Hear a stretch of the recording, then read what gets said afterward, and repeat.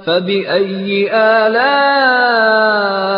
ربكما تكذبان. Assalamualaikum warahmatullahi wabarakatuh. Innal hamdalillah nahmaduhu wa nasta'inuhu wa nastaghfiruh wa na'udzu billahi min syururi anfusina wa min sayyiati a'malina. May yahdihillahu fala mudilla lahu wa may yudlil fala hadiya lahu.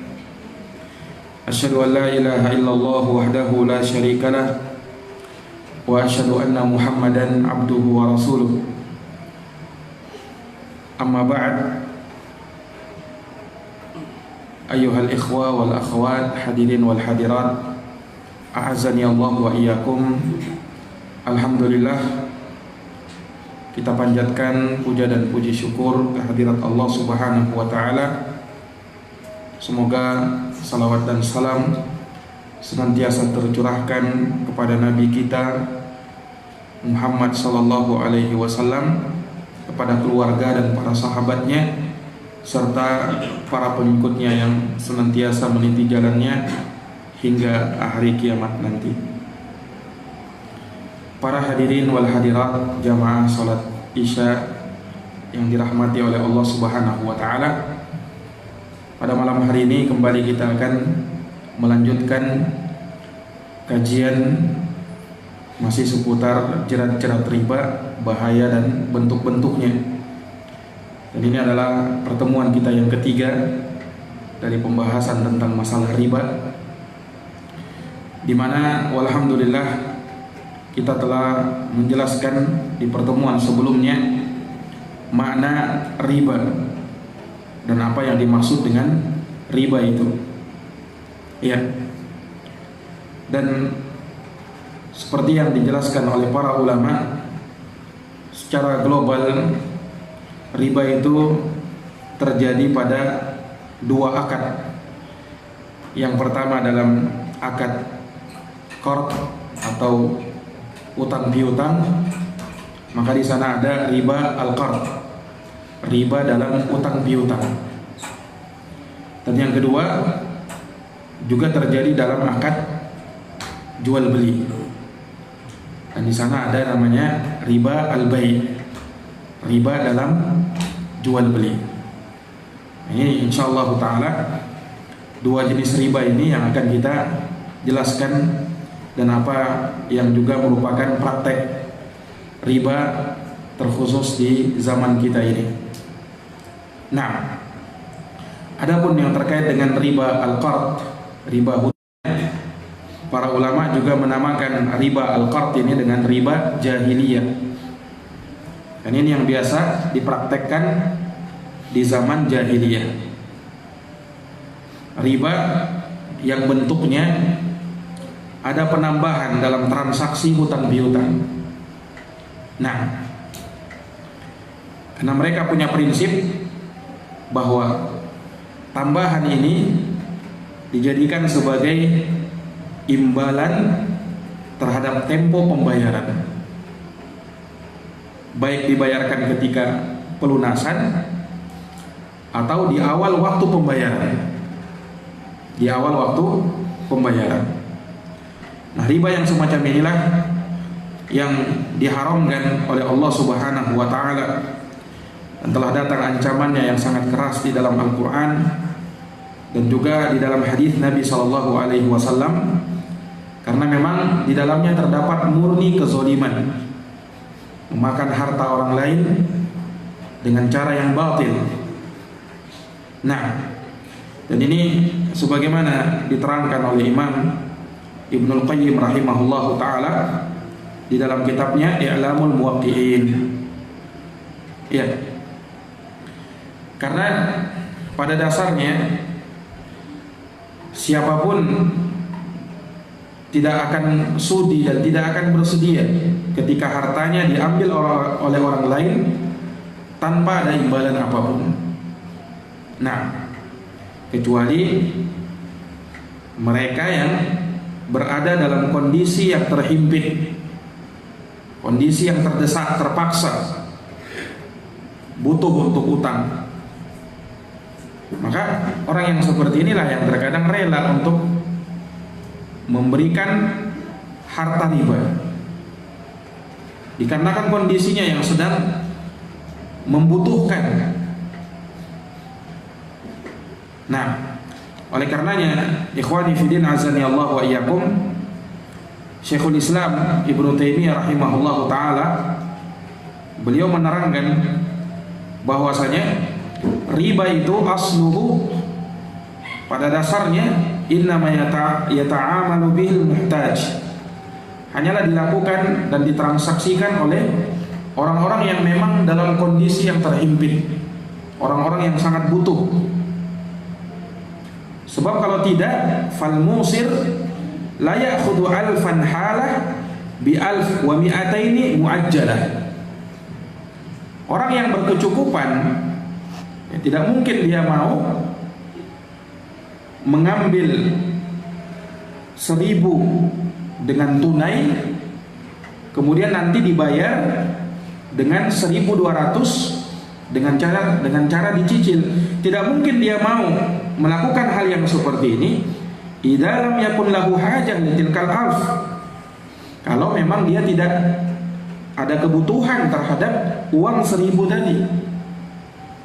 Nah, karena dia memang butuh, akhirnya dia rela menukar uang 1.000 dengan 1.200, yang mana tambahan 200 tadi, nah itulah yang disebut dengan apa? Dengan riba. Nah, itulah yang disebut dengan riba. Nah, maka para hadirin yang dirahmati oleh Allah Subhanahu wa taala, maka daripada itu Allah Subhanahu wa taala menyebutkan bahwa riba semacam ini, riba dalam hutang piutang, ini adalah murni kezaliman. Dan Allah Subhanahu wa taala hanya mengizinkan untuk mengambil harta pokoknya saja, tidak boleh dia meminta tambahan. Makanya di dalam Al-Qur'an, dalam surat Al-Baqarah ayat 279, Allah Subhanahu wa taala menyatakan, fa in tubtum falakum ru'usu amwalikum la tadhlimuna wa la tudhlamun. Apabila kalian bertaubat dari harta riba, maka bagi kalian untuk hanya mengambil pokok dari hartamu tadi. Apa yang telah kamu pinjamkan 1.000, kamu ambil 1.000 juga. Ya, tidak boleh mengambil lebih daripada itu. Kamu tidak boleh menzolimi orang, dan kamu tidak akan dizolimi sama orang. Nah, ini ikhwani fiddin, a'azani Allahu wa iyyakum. Telah berlalu penyebutan ancaman yang keras ya bagi orang-orang yang mengambil harta riba semacam ini, diancam dengan perang oleh Allah Subhanahu wa taala. Dan juga telah kita sebutkan bagaimana hadits-hadits ya yang berkaitan dengan hal tersebut.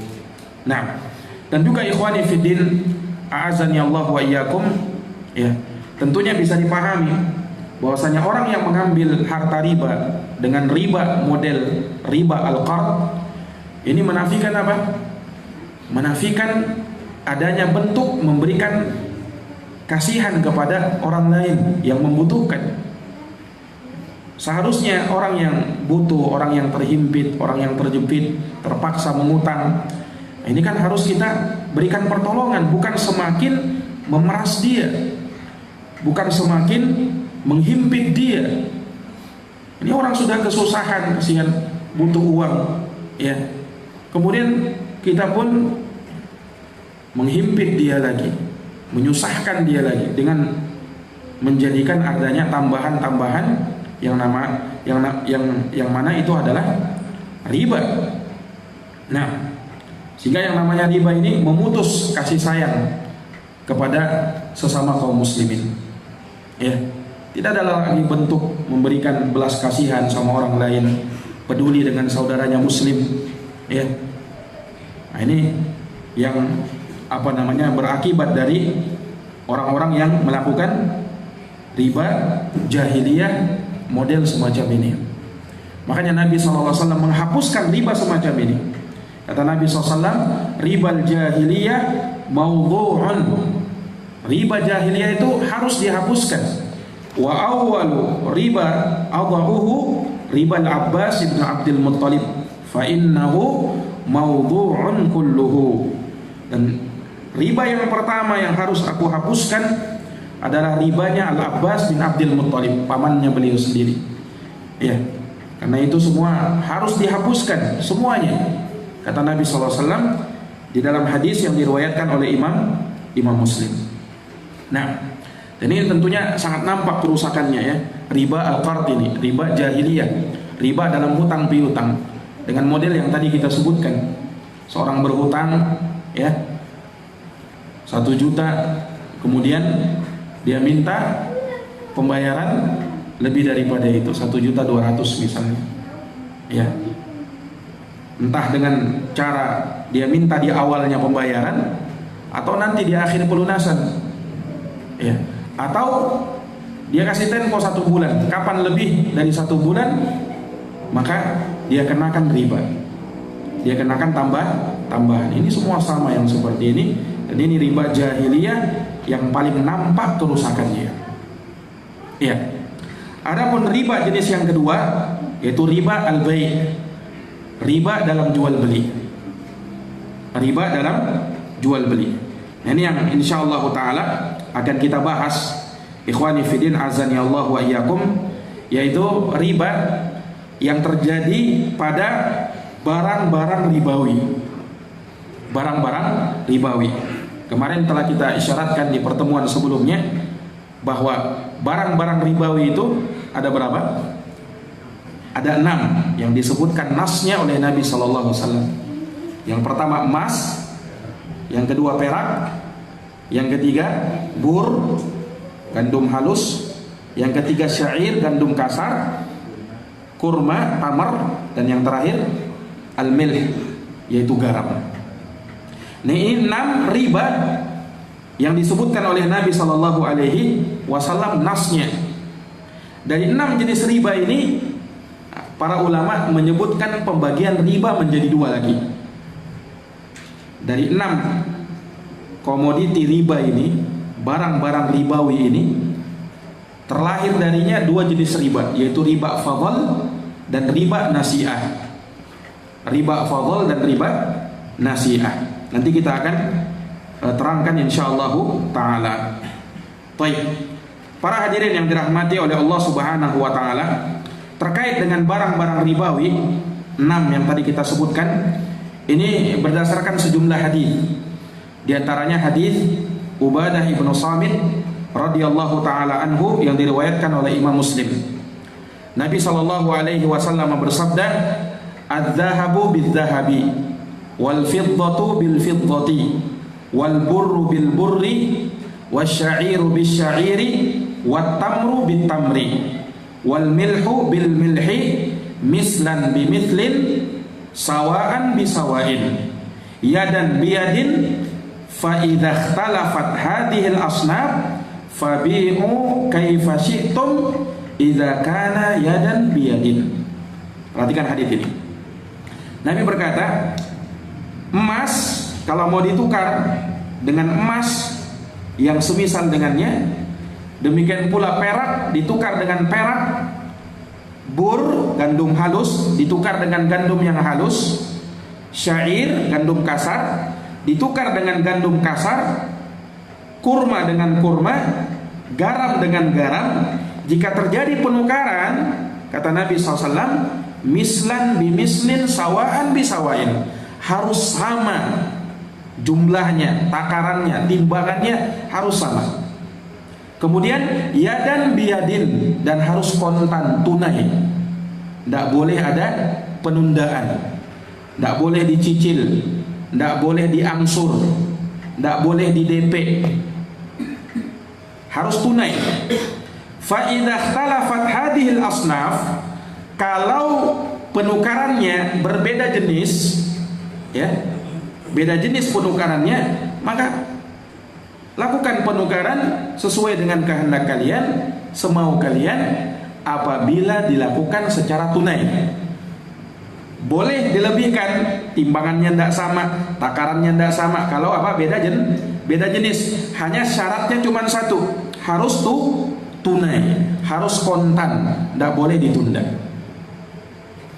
Nah, ini yang menjadi dasar para ulama rahimahumullahu ta'ala di dalam menentukan riba di dalam masalah tukar menukar ini, riba dalam bai', riba dalam jual beli. Iya. Semisal dengan hadis ini, hadis Abu Sa'id Al-Khudri radhiyallahu ta'ala anhu yang juga diriwayatkan oleh Imam Muslim dan juga Imam Ahmad dalam musnadnya. Nabi bersabda, "Adz-dzahabu bil-dzahabi wal fiddatu bil-fiddati wal burru bil-burri wasy-sya'iru bisy-sya'iri wat tamru bit-tamri wal milhu bil-milhi mithlan bimithlin yadan biyadin."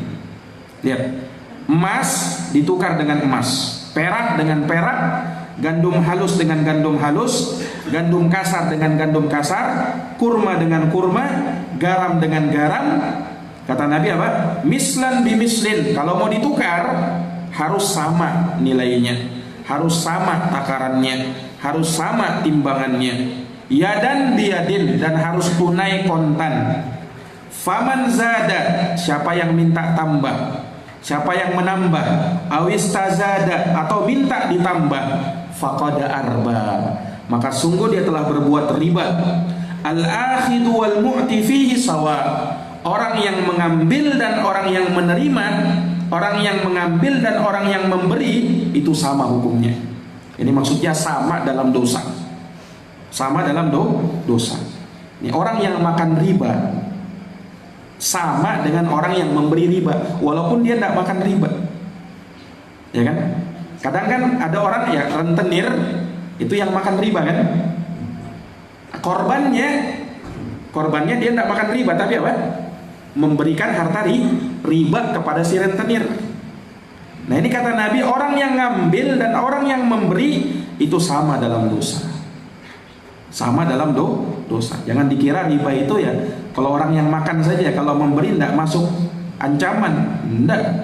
Bahkan yang ngambil yang memberi sama, kata Nabi Sallallahu Alaihi Wasallam. Ya. Nah, kemudian semisal dengan ini ada tambahan keterangan dari Ma'mar bin Abdullah radhiyallahu taala anhu. Beliau pernah mendengar Nabi bersabda, "At-ta'amu bit-ta'ami." Ini lebih umum lagi. Makanan kalau mau ditukar dengan makanan, mislan bimislin, harus sama takarannya. Makanan, kata Nabi di sini. Qala, kata Ma'mar bin Abdullah, "Wa kana ta'amuna yauma idzin asy-sya'iru." Dan makanan kami ketika itu, kami makan syair, gandum kasar. Makanannya Nabi dulu dan para sahabatnya, mereka makan gandum. Ya. Nah, dari hadis ini menerangkan apakah 6 barang ribawi yang tadi kita sebutkan itu hanya terbatas pada 6 itu saja, atau bisa dikiaskan dengan yang lain. Kalau di sini kan Nabi menyebut makanan. Nabi tidak pernah nyebut beras. Nabi tidak pernah nyebut makanan yang lain. Ya, ilahnya kenapa? Karena yang dimakan Nabi ketika itu, ya, adalah gandum, ya kan? Kurma, ya, garam sebagai bumbu masakan, ya kan? Nah, makanya disebutkan perkara-perkara ini. Nabi tidak sebut beras, kenapa? Karena bukan makanan pokok mereka ketika itu, ya kan? Makanya disebut. Nah, makanya sebenarnya para ulama rahimahumullahu ta'ala ya berselisih pendapat terkait dengan masalah ini ya. Dalam masalah apakah riba, barang ribawi itu hanya terbatas 6 atau boleh juga dikiaskan dengan yang lainnya. Nanti kita akan bahas. Intinya ikhwani fiddin, dari 6 barang ribawi tadi, emas, perak, gandum kasar, gandum halus, kurma dan garam, ini para ulama kelompokkan menjadi dua kelompok. Yang pertama, kelompok jenis alat tukar, yaitu emas dan perak. Itu kelompok yang pertama. Kelompok yang kedua yaitu jenis makanan. Ini 4 tadi. Apa itu? Gandum kasar, gandum halus, kurma dan garam. Nah, ini dikelompokkan dulu, diklasifikasikan dulu. Jadi ada kelompok barang ribawi yang sifatnya alat tukar, emas dan perak. Dan ada barang ribawi yang sifatnya makanan. Gandum kasar, gandum halus, kurma dan garam. Baik. Para jamaah sekalian yang dirahmati oleh Allah Subhanahu wa taala, ya. Diterangkan oleh para ulama kita rahimahumullahu taala bahwasanya dari barang ribawi, ya, yang sifatnya atau yang kelompoknya adalah kelompok alat tukar, itu pendapat yang terkuat dari pendapat jumhurul ulama bisa dikiaskan dengan yang lainnya.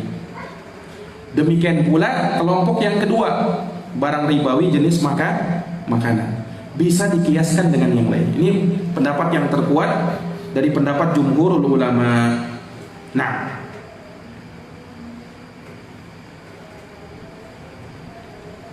para hadirin yang dirahmati oleh Allah Subhanahu wa taala, terkait dengan kelompok yang pertama, barang ribawi jenis alat tukar, itu dikiaskan dengan semua jenis alat tukar, entah terbuat dari emas, perak atau selainnya. Kalau kita misalnya di sini mata uang kertas, entah dia terbuat dari kertas, terbuat dari logam, terbuat dari kulit hewan, apa saja yang jelas dia sebagai alat tukar, maka masuk barang ribawi. Jelas ini? Emas dan perak masuk jelas, karena itu nasnya. Walaupun sekarang kita tidak menukar dengan emas, ya kan? Tidak menukar dengan emas, tapi dengan uang kertas sekarang ini. Nah, tapi karena Nabi menyebutkan nasnya, emas dan perak itu masuk di dalamnya. Jelas? Nah, terkait dengan kelompok yang kedua, apa tadi kelompok yang kedua? Makanan. Maka dikiaskan dengannya, ya. Dan ini dari pendapat ulama dari kalangan Malikiyah dan selainnya. Dan ini yang banyak dipegang oleh para ulama kita, yaitu semua jenis makanan pokok yang bisa disimpan. Itu dikiaskan dengan kelompok yang kedua dari barang ribawi jenis makanan. Semua makanan yang penting bisa dimakan, kemudian bisa disimpan, dan itu makanan pokok. Maka beras masuk atau tidak? Nah, jagung masuk atau tidak? Masuk. Apalagi sagu masuk atau tidak? Masuk. Yang jelas dijadikan makanan pokok dan bisa disimpan, ya, maka itu barang ribawi. Ya, tergantung, ya, masyarakat di tempat itu makan apa. Ketika dia makan sagu, ya, sagu berlaku padanya hukum riba. Jelas ini? Nah, para hadirin yang dirahmati oleh Allah, kalau kita sudah paham ini, sehingga barang ribawi itu kan tidak terbatas pada 6 itu saja, tapi dikiaskan juga dengan yang lainnya. Nah, terkait dengan barang ribawi jenis alat tukar, ya, maka ketika dilakukan penukaran yang sejenis, maksudnya apa? Sejenis ini, emas ditukar dengan emas, uang ditukar dengan uang, perak ditukar dengan perak, itu sejenis kan? Kalau beda jenis bagaimana? Emas dibeli dengan uang, beda jenis. Perak dibeli dengan emas, beda jenis kan? Nah, kalau yang sejenis maksudnya emas dibeli emas, perak dibeli dengan perak, uang ditukar dengan uang. Iya, ini namanya sejenis. Maka kalau penukarannya sejenis, 2 syarat yang harus dipenuhi. Yang pertama, wajib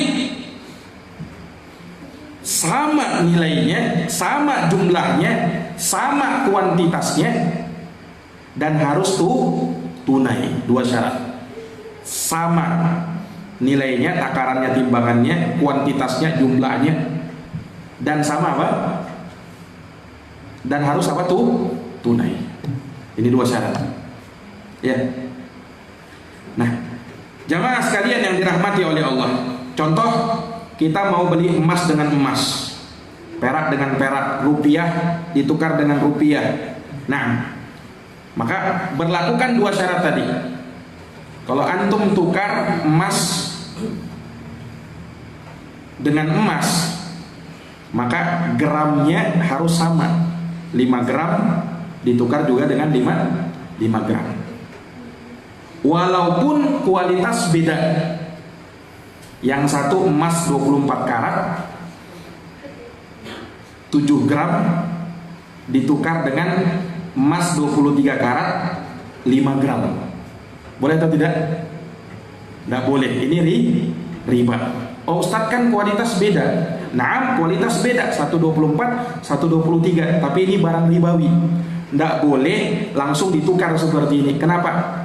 Jumlahnya kan beda, 7 gram, yang satu 5 gram. Ya. Ustaz, saya mau beli emas 24 karat yang 5 gram ini. Bagaimana caranya? Solusinya apa? Jual dulu emas 23mu tadi yang 7 gram, dapat uang, baru apa? Beli emas 24 karat yang 5 gram tadi. Begitu solusinya. Tapi kalau langsung menukar, tidak boleh. 2 syarat yang harus dipenuhi. Ya. Ada demikian pula, ada orang tukar emas. Emas dengan emas. Saya mau tukar emas saya. Sama nilainya 5 gram. Tapi yang satu bilang, saya kasih emasnya besok ya. Boleh atau tidak? Tidak boleh. Kenapa? Karena tidak tunai, tidak kontan. Harus kontan, serah terima di tempat. Tidak boleh ada penundaan. Tidak boleh ada penundaan. Nabi mengatakan mislan bi mislin, sawaan bi sawain, yadan bi yadin. Harus sama dan harus tunai. Harus sama dan harus tunai. Nah, sama dengan orang yang nukar uang itu. Ya kan? Ketika dia nukar uang 100.000. Saya mau tukar uang saya besar ini 100.000. Saya mau tukar uang kecil. Dia tukar uang kecil 10 ribuan, ya, 9 lembar dan 5.000 satu. Boleh atau tidak? Berarti kan yang 100.000 ditukar dengan 95.000 uang kecil. Ini riba, tidak boleh. Ya kan? Karena ada kelebihan. Tidak boleh yang seperti ini. Jelas ini? Ada demikian pula, tidak boleh misalnya walaupun tidak ada penambahan. Saya tukar uang saya 100.000, ini 100.000. Ya. Terus dia lihat uangnya cuma 90.000. Nih kasih 90.000, 10.000-nya besok. Boleh atau tidak? Tidak boleh. Kenapa? Ini masuk riba karena tidak tunai. Nah Ustaz, saya butuh uang kecil, bagaimana ini? Bagaimana solusinya? Antum bisa pinjam saja ya kan? Sudah, saya pinjam ini 90.000. Nanti saya bayar besok. Itu boleh. Berarti akadnya apa? Akadnya utang, bukan akad jual beli. Atau bisa juga 100.000 dijadikan jaminan. Ini 100.000 jaminan, saya pinjam 90.000. Tetap akad utang ya kan? 100.000 jadi jaminan. Jelas ya? Ini kan sekilas kayak mirip loh Ustaz, kan sama aja Ustaz. Nah inilah untuk menyelamatkan kita dari riba. Karena ini barang ribawi, aturannya ketat, tidak bisa sembarangan. Ya, tidak bisa sembarangan. Nah, jadi ini ikhwani fillah azani Allahu wa iyyakum. Dan tadi telah kita sebutkan siapa yang menambah atau minta tambah, ya, maka dia telah berbuat riba. Orang yang ngambil dan orang yang memberi itu sama-sama dalam dosa. Nah, kemudian jamaah sekalian yang dirahmati oleh Allah Subhanahu wa taala, ya. Sama juga dengan kelompok yang kedua tadi. Kelompok yang kedua apa? Barang ribawi jenis makanan. Dan dikiaskan dengannya semua makanan pokok yang bisa ditakar dan ditimbang. Ya. Bisa disimpan. Nah, ini juga sama. Kalau penukarannya sejenis, tidak boleh ada penambahan dan tidak boleh ada penundaan. Saya beli korma dengan korma juga. Kalau kormanya 1 kilo, penukarannya juga harus 1 kilo. Tidak boleh misalnya korma ajwa 1 kilo ditukar dengan kurma sukari 2 kilo. Kurma ajwa kan kualitasnya lebih. Kurma Nabi kan? Kurma Nabi ya lebih ya. Tapi sama-sama kurma, tidak boleh ditukar 1 kilo dengan 2 kilo. Ya, riba yang seperti ini. Kualitas tidak mempengaruhi. Kalau sama jenis tidak boleh. Ya kalau saya mau kurma ajwa gimana Ustaz? Saya kan cuma punya kurma sukari saja. Caranya apa?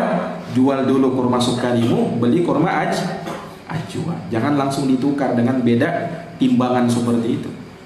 Paham ini? Sama dengan beras, ya kan? Beras ditukar, ya. Beda kualitas. Satu beras cap rojo lele, yang satu beras bulog. Satu 25, yang satu 10 kilo. Nggak boleh ditukar langsung begitu ya, karena ada kelebihan 15 kilo. Kualitas memang beda, tapi sama-sama beras, nggak boleh langsung ditukar. Kalau antum mau beras rojo lele yang 10 kilo, jual dulu beras bulogmu yang 25 kilo, dapat uangnya, baru beli apa? Beras rojo lele yang 10 kilo. Dan nggak boleh juga ya menukar. Misalnya sama-sama, ini beras saya ya, saya tukar 10 kilo 10 kilo. Saya 10 kilonya besok ya, saya kasih. Ini dulu 10 kilo saya ambil, 10 kilo berasnya saya nanti saya kasih sama kamu besok. Ini tidak boleh juga, karena jenisnya sama. Paham? Baik. Nah kalau jenisnya beda, kalau jenisnya sama tadi berapa syaratnya? 2. Harus sama dan harus tunai. Kalau jenisnya beda, syaratnya cuma satu. Yaitu harus tunai, boleh dilebihkan. Harus tunai, boleh dilebihkan. Taruhlah misalnya beli kelompok yang pertama tadi, kalau mau riba, barang ribawi jenis alat tukar. Mau beli perak dengan emas, beda kan? Beda jenis penukaran antara perak dengan emas. Syaratnya cuma satu, yaitu apa? Harus tunai saja.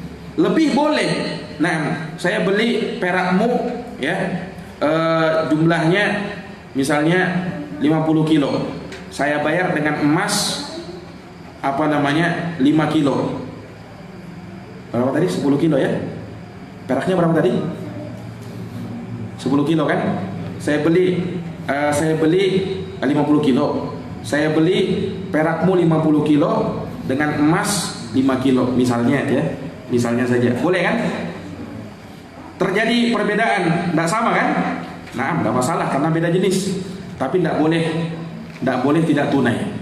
Nah, sudah saya ambil emasmu dulu 5 kg, nanti 50 kg-nya perak besok. Tidak boleh. Tidak harus besok, walaupun mungkin nanti 5 jam lagi. Tidak boleh juga, ada penundaan. Ya, tidak boleh, harus tunai.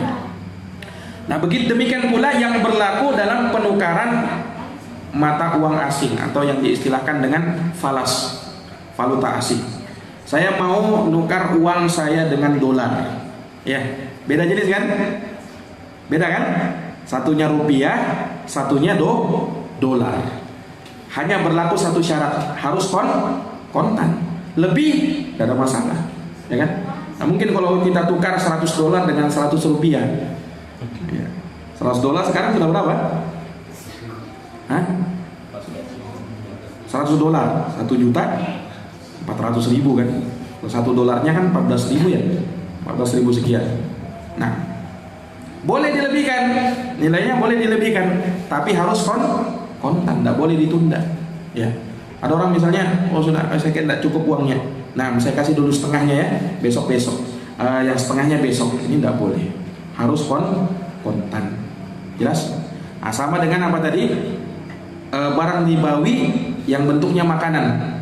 Ya, kalau beda jenis, syaratnya cuma satu. Misalnya saya mau beli gandum dengan beras, tukar antara gandum dengan beras. Syaratnya cuma satu, harus kontan. Boleh dilebihkan.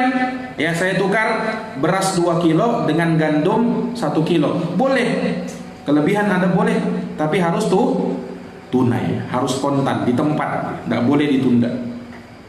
Paham? Nah, ini jenisnya para jamaah sekalian yang dirahmati oleh Allah.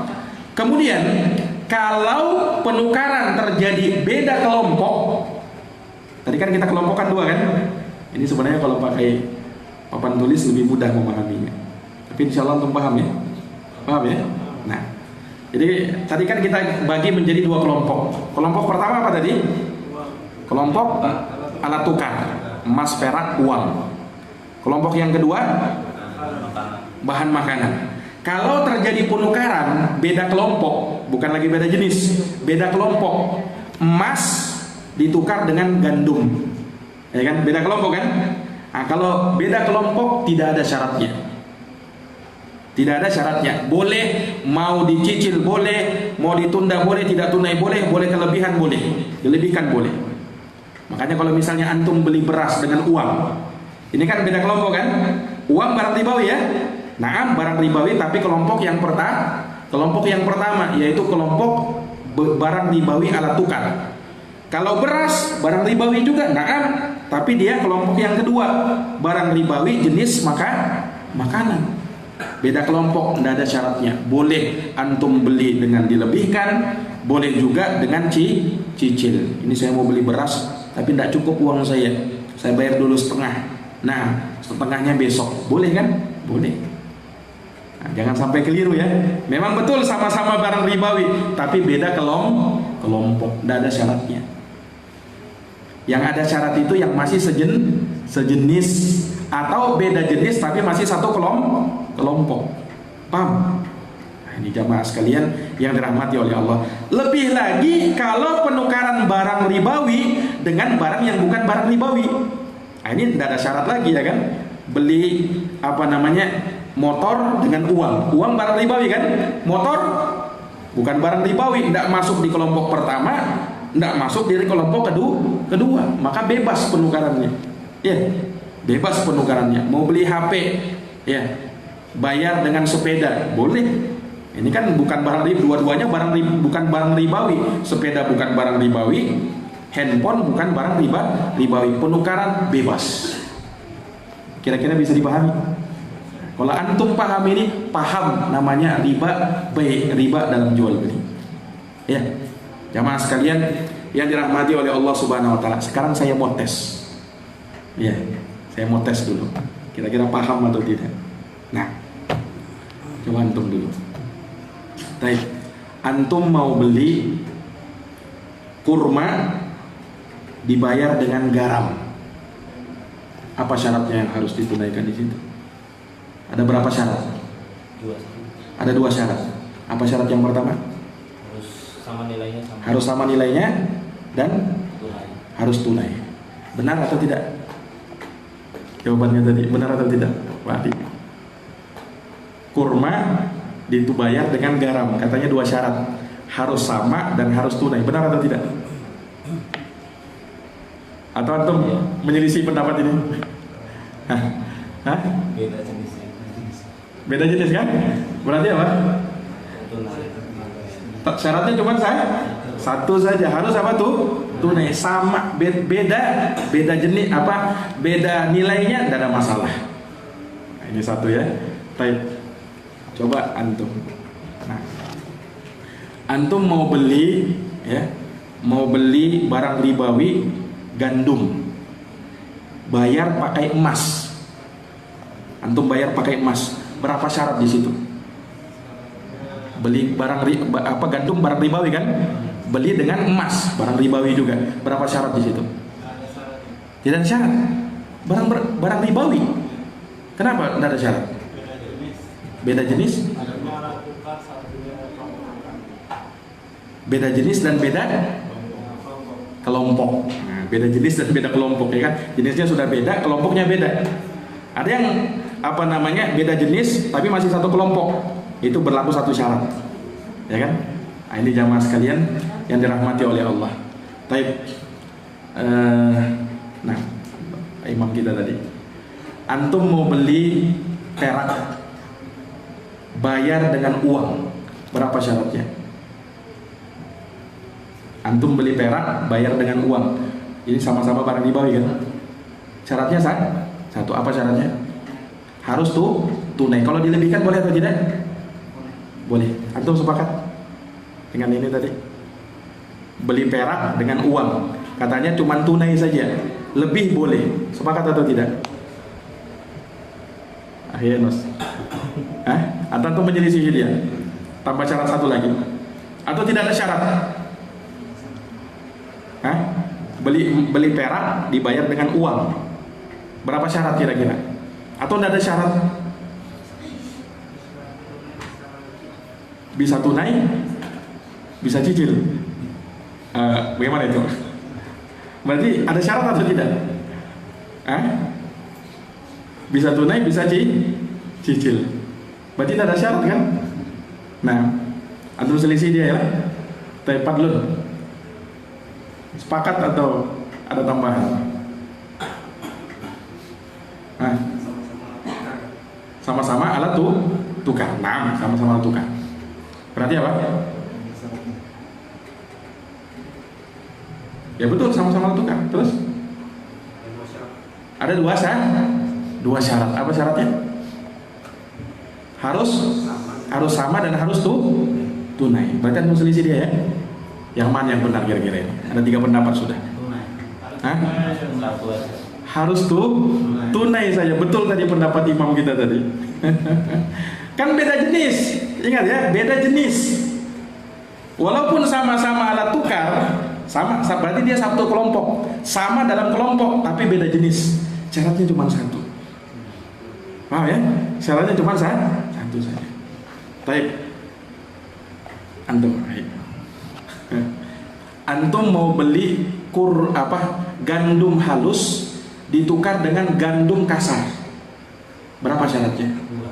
2 syaratnya. Yang pertama harus sama nilainya dan tunai. Sepakat Pak? Sepakat? Baik. Sepakat antum? Sepakat juga? Masya Allah. Berarti ini masih ini. Siapa yang sepakat? Siapa yang nyelisih? Beda jenis. Tadi kan gandum memang sama-sama gandum, tapi satu gandum kasar, satu gandum halus. Kalau bahasa Arabnya gandum halus itu bur, gandum kasar itu syair. Berarti syaratnya berapa? Satu saja syaratnya. Ya. Harus tunai. Nah, ini kira-kiranya kayaknya antum masih belum paham ini ya. Nanti dimurojaah lagi ya. Insya Allah kalau antum paham pembagian ini, insya Allah bisa paham. Baik. Satu lagi, yang mau tes lagi. Antum ini. Nah, antum mau beli garam, bayar dengan perak. Berapa syaratnya? Mau beli garam, dibayar dengan perak. Kira-kira berapa syaratnya? Hah? 2 kayaknya. Lagu berarti. Antum beli garam, bayar pakai perak. Berapa syaratnya? 2 atau 1? 1 atau 2? 1 aja, berubah lagi. Atau tidak ada sama sekali syaratnya?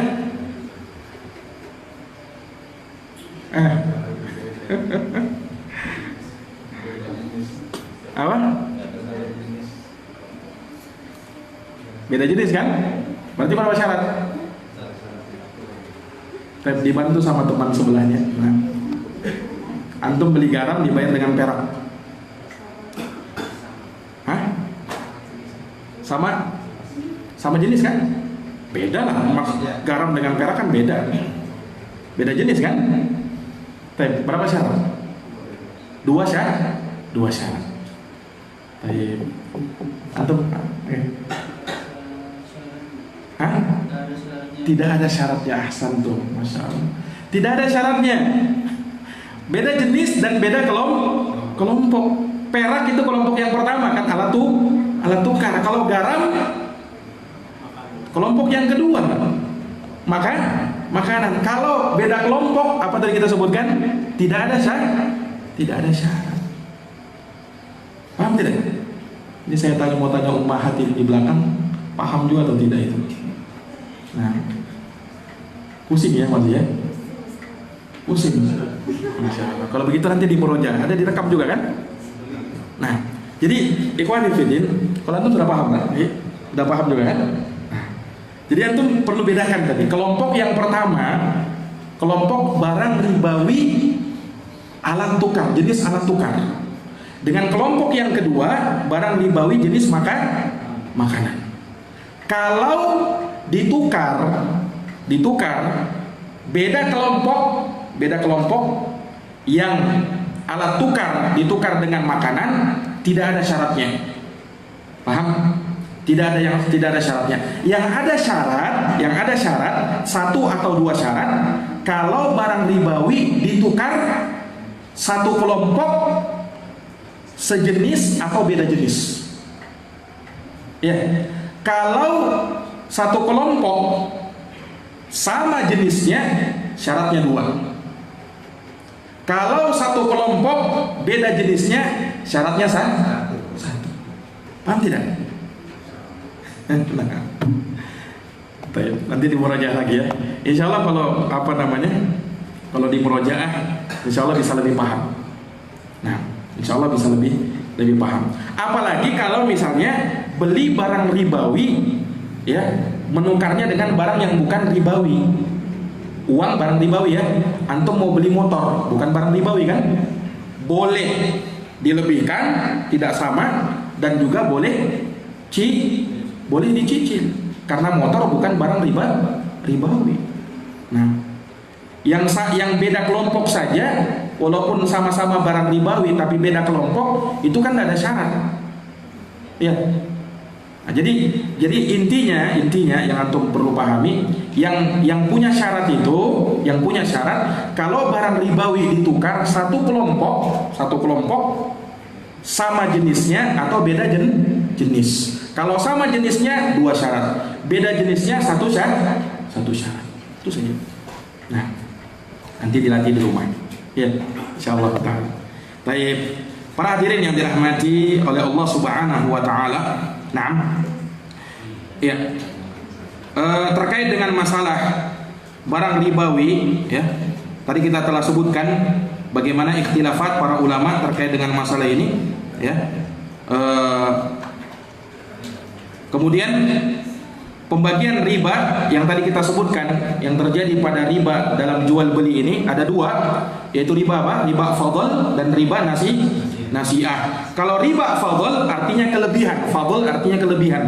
Maksudnya riba fadl artinya riba karena adanya kelebihan. Ya. Kelebihan yang diberikan ketika transaksi tukar menukar, ya, benda ribawi yang sejenis.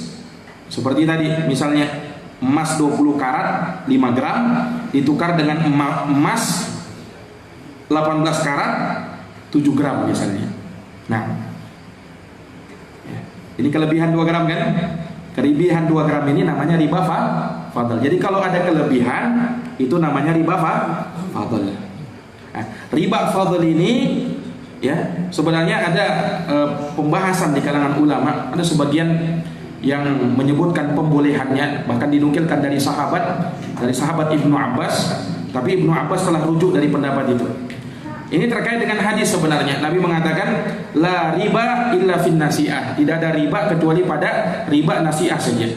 Nah, sebagian ulama akhirnya menafikan riba fadl. Riba fadl tidak ada. Boleh.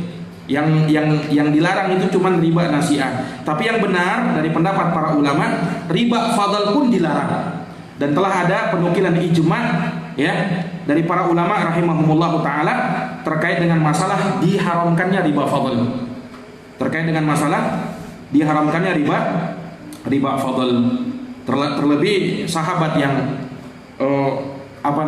mengatakan bolehnya riba fadl itu seperti Ibnu Abbas, itu telah rujuk dari pendapatnya.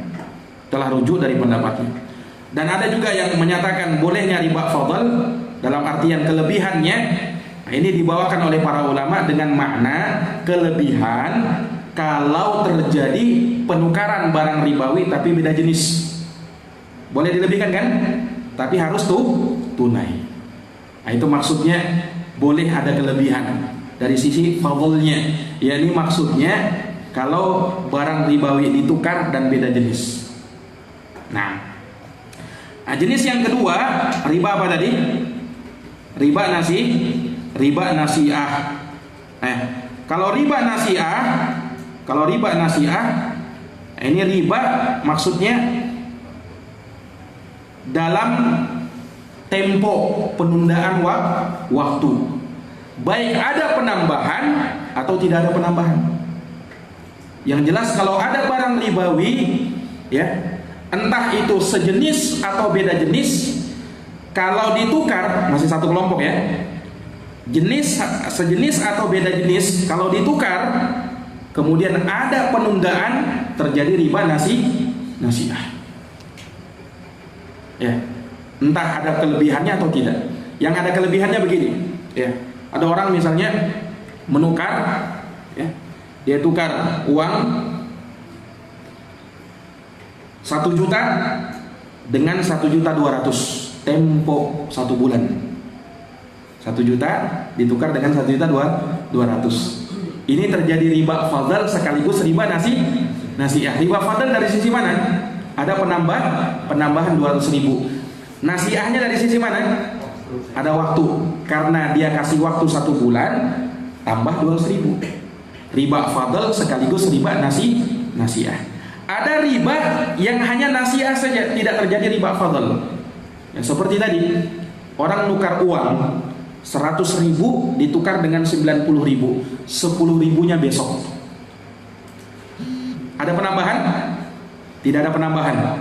Tapi karena ditunda barang ribawi sama-sama uang, maka terjadi riba nasiah. Tidak boleh juga yang seperti itu. Oh kan Ustaz sama kan? Saya terima 100.000, saya beri 100.000, saya terima juga 100.000, walaupun sekarang 90, besok 10-nya. Ini juga tidak boleh. Ya, karena riba nasiah. Paham ini?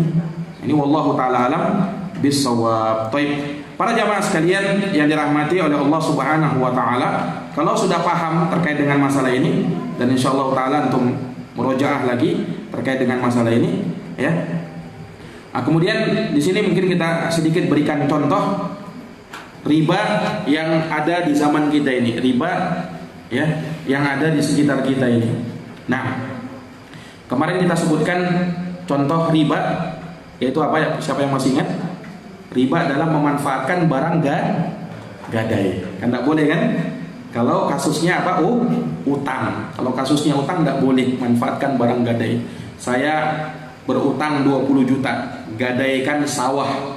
Sawahnya dikelola oleh yang memberi utang. Ini riba. Ya. Yang kedua, insyaallah taala kita bahas di sini, yaitu riba dalam masalah investasi. Ya, dalam masalah investasi, tanam modal untuk melakukan apa? Bisnis mudharabah, kerjasama, nanti dapat untung dari saham yang telah ditanam, modal yang telah ditanam. Tapi asalnya investasi ya itu bukan dilarang pada hukum asalnya ya, karena namanya muamalah itu hukum asalnya boleh. Akan tetapi ada bentuk investasi yang di situ riba terjadi, yaitu kata para ulama investasi yang dijamin modalnya. Ya, investasi yang dijamin modalnya ini tidak boleh yang seperti itu. Ya, orang menginvestasi uangnya supaya dapat untung kan? Supaya dapat untung. Taruhlah misalnya ada 2 orang. Satu pekerja, satu pemodal. Kedua-duanya bekerja sama. Satu memberikan modalnya, yang satu siap bekerja. Ini namanya investasi kan? Yang si A ini udah investasi dia. Ya, bekerja sama melakukan mudharabah. Bagi hasil keuntungan sesuai dengan kesepakatan bersama. Kita bukan permasalahkan keuntungannya. Kalau keuntungan terserah sesuai kesepakatan, mau dia 40, 60, 40%, 60%, yang bekerja taruhlah 60, yang pemodal 40, silahkan, tidak ada masalah. Tidak harus 50-50, tidak harus hasilnya bagi sama, tidak harus begitu. Ya, bisa jadi mungkin saya pemodal saya minta 30% aja dari keuntungan. Ya, yang satu mengatakan yang bekerja dapat 70%. Boleh. Itu tidak ada masalah. Ya, sesuai dengan kesepakatan. Nah, yang jadi masalah ketika kita menanamkan uang kita sebagai bentuk mudharabah bagi hasil, kemudian kita minta jaminan. Nah, ini yang nggak boleh yang seperti ini. Kalau terjadi ini riba namanya. Ya, saya tanam modal, saya kasih uang kamu kerja kelola ya 10 juta. Tapi saya tidak mau tahu 10 juta saya mau kembali. Kalau misalnya rugi minimal modal balik. Bahasanya sebagian orang ya. Kalau misalnya kamu usaha kita ini tidak berhasil, ya minimal modal baliklah sama saya. Ini tidak boleh seperti ini. Paham? Karena kalau kita menanam uang, ya, kalau kita mau bermudharabah bagi hasil bermusyarakah, itu modal tidak boleh dijamin. Modal tidak boleh dijamin maksudnya apa? Kalau rugi, ya sudah habis uangmu. Ya kan?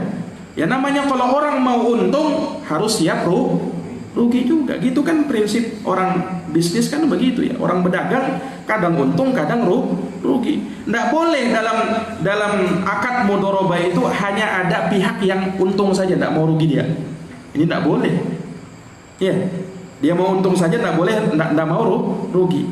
Nah, prinsipnya dalam akad kerjasama mudharabah, ya musyarakah, prinsipnya untung sama dibagi, rugi sama-sama ditanggung. Kalau ada kerugian ya tanggung sama-sama lah. Masa yang menanggung cuman yang bekerja saja, ya, sementara yang pemodal dia tidak mau menanggung kerugian. Nah, ini namanya ada ketimpangan di situ, tidak seimbang. Ya. Harus sama-sama harus sama-sama mendapatkan keuntungan kalau untung dan mendapatkan kerugian ya kalau rugi. Paham? Nah, kenapa kalau kita misalnya menanam modal kemudian itu dijamin itu hukumnya riba? Kenapa? Ya, karena para jamaah sekalian yang dirahmati oleh Allah, kalau ya kita minta dijamin itu akadnya berubah sudah. Bukan lagi akad mudharabah bagi hasil, tapi lebih identik atau kita namanya akad utang. Ya kan? Dia berutang. Makanya utang itu kan mesti dijamin kan? Kalau ada orang berutang, ada orang utang sama kita, ya. Nah, uang yang dia utang itu harus dia jamin. Ya kan? Uang yang dia utang itu harus dia dijamin. Makanya perlu dibedakan ya. Ada akad utang, ada akad wadiah titipan, ada akad investasi mudharabah. Ini tiga ini beda. Kalau akad utang wajib dijamin. Ya. Penerima utang statusnya sebagai pemegang amanah, wajib dia menjamin uangnya tadi. Jadi kalau terjadi apa-apa uangnya itu ya dia harus tanggung. Ya kan? Kamu yang berutang kan? Paham ya? Dan dia boleh memanfaatkan uang yang dia utang tadi, ya kan? Beda dengan wadiah. Kalau wadiah memang sama-sama itu barangnya yang dititipkan harus dijamin, ya. Sama-sama dijamin dan dia sebagai pemegang amanah orang yang dititipkan itu. Tapi apa? Bedanya dengan utang. Kalau utang orang yang berutang boleh manfaatkan uangnya kan, yang dia utang itu ya. Tapi kalau dia titipan sifatnya wadiah, maka orang yang dititipkan tidak boleh memanfaatkan barang titipan. Misalnya begini, saya titipkan kamu uang 10 juta, saya titipkan simpan sama kamu ya. Antum tidak boleh makai itu uang kecuali dengan izin si pemilik uang. Kalau dia izinkan, berubah statusnya antum jadi utang, bukan lagi titipan itu. Karena kalau titipan tidak boleh diganggu gugat. Tidak boleh antum kotak-atik itu barang titipan. Amanah ini. Itu bedanya dengan utang. Kalau investasi bedanya dengan utang dan wadiah. Kalau investasi, kalau utang tadi dengan wadiah dengan titipan, ini harus dijamin kan uangnya kan? Yang kita pinjam itu ya, yang dititipkan itu ya. Tapi kalau investasi tidak boleh dijamin. Tidak boleh dijamin. Ya. Orang yang menerima modal, menerima uang itu yang bekerja ini sebagai yadul amanah, dia yang mendapatkan amanah. Boleh dia manfaatkan? Boleh untuk dia kerja kan? Boleh. Ya. Ini ikhwani fiddin, dan tidak boleh dijamin sekali lagi. Kalau dijamin berubah statusnya menjadi akad utang. Sama tidak? Sama kan? Utang itu apa? Utang itu ya dia dijamin. Penerima utang maksudnya boleh memanfaatkan kan? Nah, kalau dia minta dijamin, ini akad utang. Kalau akad utang boleh tidak bagi hasil? Tidak boleh. Kamu kasih uang orang utang 10 juta, ya sudah kamu nanti terima 10 juta juga. Ya, karena kamu kan memberi utang. Kalau kamu minta bagi hasil, itu riba. Kamu tadi tanam 10 juta, kamu tadi utangkan orang 10 juta, kamu minta hasilnya lagi 10 juta plus untungan. Sama dengan riba. Nah, disinilah letaknya riba dalam apa? Akad investasi. Paham atau tidak? Banyak tidak dilakukan oleh orang? Banyak. Ini jamaah sekalian yang dirahmati oleh Allah. Makanya perlu diperhatikan. Kalau kita misalnya ya nanam modal ya untuk ada orang bekerja di situ, ya, modalnya antum tidak boleh dijamin.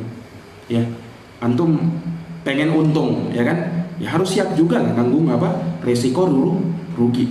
Dan ingat juga, ketika antum investasi, dari sisi keuntungan.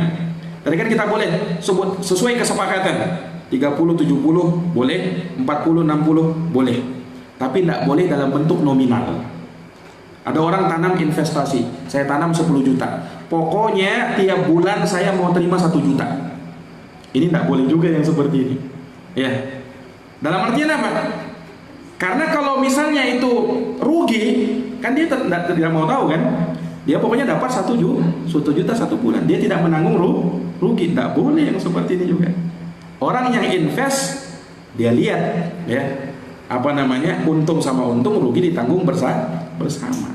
Makanya keuntungan tersebut jangan dia tetapkan, harus sesuai dengan keuntungan.